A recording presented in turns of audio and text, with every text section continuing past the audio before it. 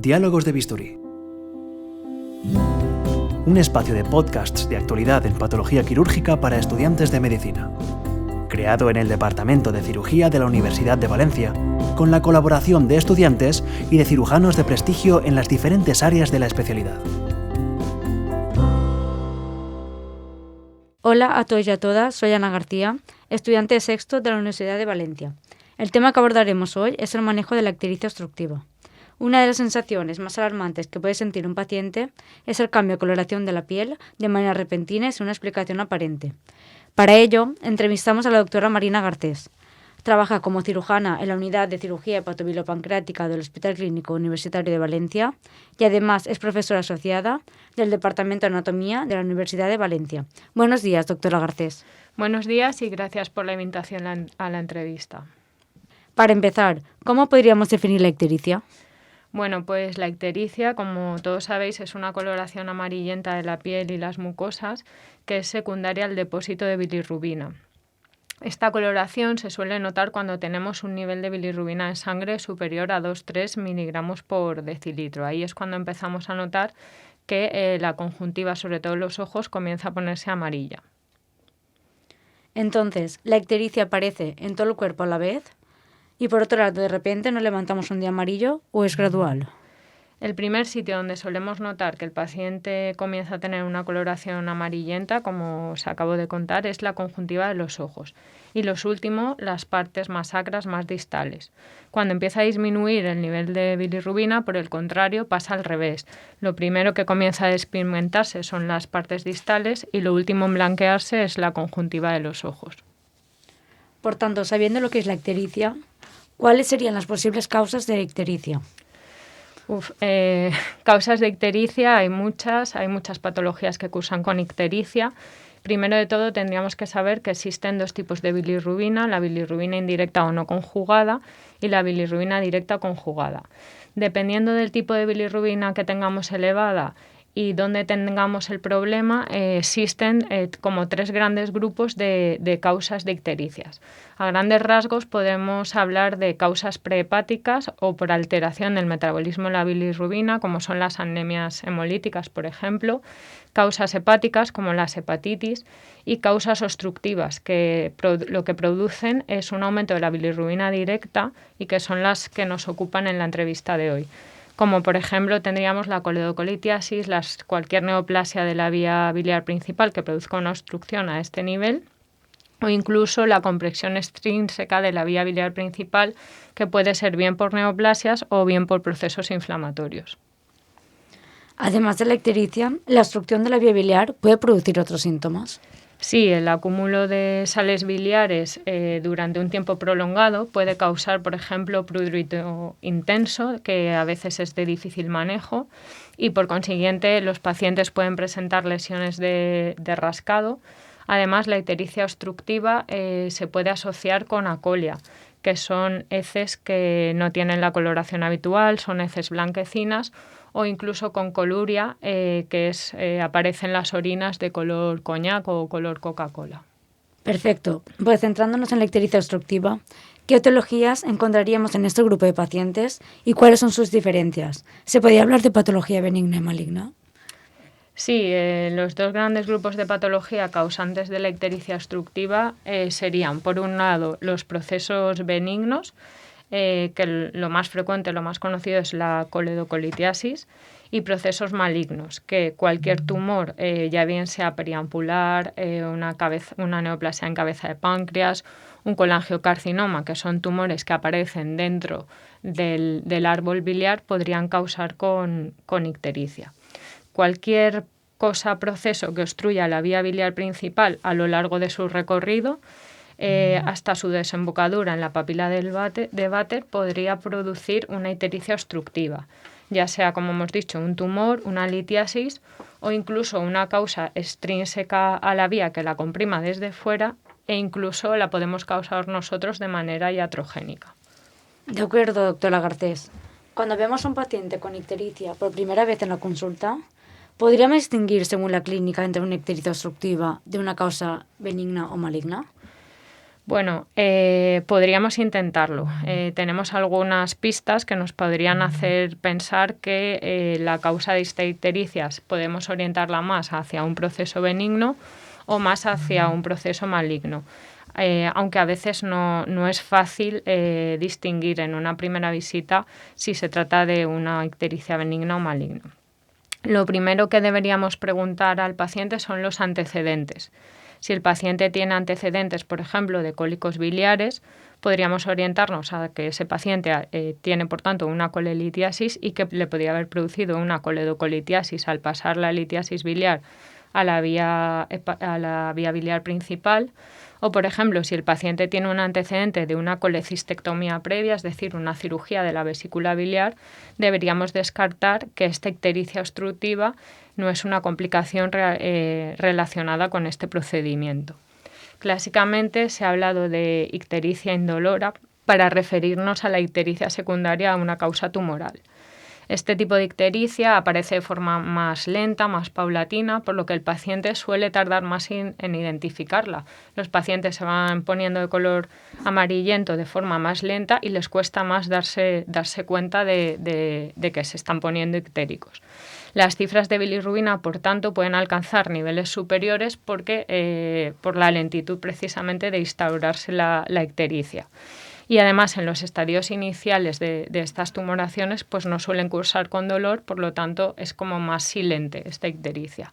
Por el contrario, las causas benignas como la coledocolitiasis se producen de forma brusca, suelen cursar con un dolor tipo cólico y evolucionan, si no se solucionan en un periodo corto de tiempo, pueden evolucionar a una colangitis, asociar fiebre y estos síntomas pues hacen que el paciente consulte de manera más precoz.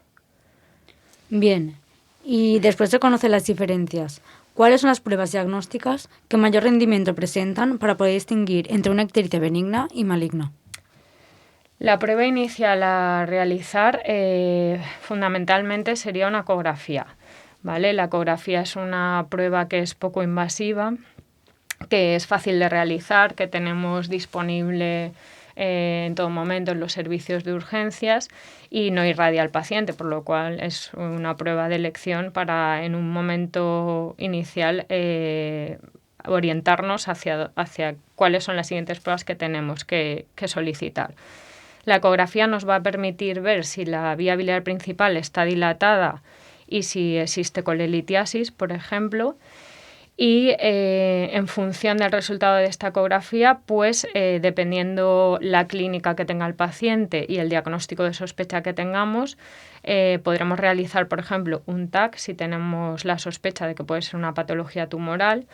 En tumores, por ejemplo, como los colangiocarcinomas, que hemos dicho que se encuentran por dentro de la vía biliar, una resonancia magnética, una colangioresonancia es fundamental para determinar la altura a la que se encuentra el tumor y la relación que tiene con las estructuras vasculares. Y luego, por ejemplo, también es fundamental ayudarnos de la econdoscopia, que es una prueba que nos va a permitir, además de ver la tumoración y la relación con las estructuras que tiene a su alrededor, nos permite realizar una biopsia de la misma, o la CPRE con Space Glass, que el Space Glass es una técnica relativamente nueva, que lo que nos permite es meter una cámara por dentro de la vía biliar para ver si ahí existen tumores, inflamación o el motivo de la obstrucción de la vía biliar y por lo tanto también decirnos a qué altura está el problema y biopsiarlo.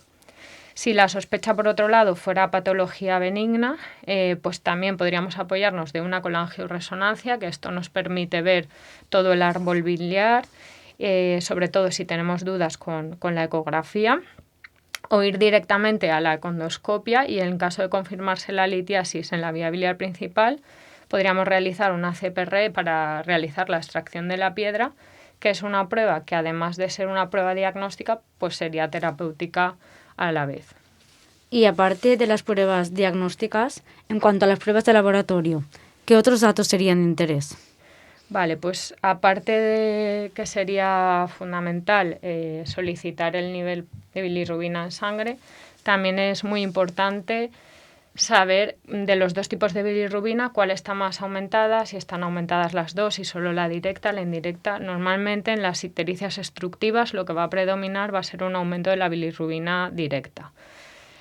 También nos podrían ayudar tanto a hacer el diagnóstico como para ver la situación en la que se encuentra el paciente, la determinación de los enzimas de citólisis, como son la GOT y la GPT, los enzimas de colestasis, como son la fosfatasa alcalina y la GGT, y los marcadores tumorales. En ictericias con niveles de bilirrubina muy altos, por encima de 15 más o menos, se puede observar también alteraciones en la coagulación, por lo que en estos casos también sería interesante pedir al paciente un estudio completo de coagulación y administrarle vitamina K para poder revertir esta situación. Entonces, doctora Garcés, cuando viene un paciente a la consulta y le realizamos la anamnesis, ¿cuáles son los signos o síntomas que deberíamos prestar mayor atención para poder hacer una correcta aproximación diagnóstica? Lo primero, cuando viene un paciente a la consulta, deberíamos confirmar la ictericia. Como ya os he dicho, cuando la ictericia es de causa, más o menos la ictericia obstructiva es de causa benigna, la instauración es muy brusca y el paciente se da cuenta enseguida de que se ha puesto amarillo. Pero cuando es de causa tumoral es muy sutil, entonces a veces el paciente o incluso los familiares, como están acostumbrados a verse diariamente, no se dan cuenta de que se están poniendo ictéricos y es el médico el que al recibir al paciente se da cuenta de la coloración amarillenta, sobre todo de la conjuntiva, como os he comentado. Sería fundamental preguntar si tiene dolor, dónde localiza este dolor y desde cuándo lo tiene. Y también, pues, por ejemplo, si asocia fiebre o ha asociado fiebre, a veces las coledocolitiasis pueden evolucionar a una colangitis que cursa con fiebre y escalofríos, o aparición de otros síntomas que nos puedan orientar hacia un tipo de ictericia obstructiva u otro. Con todos estos datos podríamos decidir qué pruebas complementarias solicitaríamos a continuación para determinar la causa exacta de nuestra ictericia obstructiva. Por tanto, recapitulemos un poco. Hemos comentado qué es la ictericia, las causas de la ictericia obstructiva y cómo diagnosticarla. Pero, en este caso, ¿cómo podríamos tratarla? Vale, el tratamiento de la ictericia obstructiva va a ser muy variado, porque claro, dependiendo de la causa inicial que nos esté produciendo esta ictericia, pues el tratamiento va a variar por completo. Basándonos en las causas más frecuentes, por ejemplo, para la coledocolitiasis tendríamos que extraer las piedras de la vía biliar principal. Esto se puede hacer bien a través de una CPRE, como os he comentado antes, o incluso si no fuese posible o el paciente asociase otro tipo de clínica, podría ser incluso necesaria la cirugía. A continuación, cuando hubiésemos extraído la litiasis de la vía biliar principal, sería fundamental realizar una colecistectomía a ese paciente para que no se vuelva a repetir la causa de la obstrucción. En cuanto a las causas tumorales, como podrían ser las neoplasias de páncreas o los colangiocarcinomas, pues sería muy variado dependiendo del estadio tumoral que tengamos y otras características. Y entonces el tratamiento podría ir desde una cirugía, tratamiento quimioterapéutico o incluso tratamiento paliativo si el proceso está muy, muy avanzado. De todas formas, para saber más sobre la patología de la colelitiasis, que está muy relacionada con el tema de la coledocolitiasis, y también sobre las neoplasias de páncreas, os remito a 2 podcasts específicos de estas patologías que se han hecho previamente y donde podréis encontrar más información sobre ellas. Muy bien, doctora Garcés. Y ahora, hablando un poco del tema de actualidad, ¿cómo ha influido la pandemia por COVID-19 en el diagnóstico y el tratamiento de los pacientes con ictericia obstructiva? Bueno, pues por suerte la ictericia es un signo de alerta por el que el paciente suele consultar rápido. Debemos tener cuidado, sobre todo, como ya os he ido comentando a lo largo de la entrevista, con las ictericias por causas malignas, que el paciente se va pigmentando lentamente y le cuesta darse cuenta. Es verdad que conforme va subiendo el nivel de bilirrubina, la piel se vuelve amarillenta y es imposible no darse cuenta, pero en los estadios iniciales puede pasar desapercibido. Por eso es fundamental las visitas presenciales y por supuesto, hay que ver a los pacientes cara a cara y explorarlos. Y para finalizar, y como mensaje para llevar a casa, podríamos concluir que cualquier paciente que note una coloración amarillenta en la conjuntiva de los ojos debería consultar con su médico de atención primaria o acudir a urgencias si además asocia dolor o fiebre. Exacto, si diagnosticamos una ictericia debemos realizar las pruebas oportunas hasta llegar a la causa que está produciendo el problema, para valorar en este caso el tratamiento más adecuado que, como ya hemos comentado, en algunas ocasiones puede requerir hasta una cirugía urgente. Perfecto, esto es todo. Muchas gracias, doctora Garcés, por esta entrevista y por hacernos conocer algunos aspectos importantes relacionados con el manejo de la ictericia obstructiva. Ha sido un placer el tenerte con nosotros y esperemos verla de nuevo. Un saludo y hasta la próxima. Gracias a vosotros por la invitación y por la iniciativa.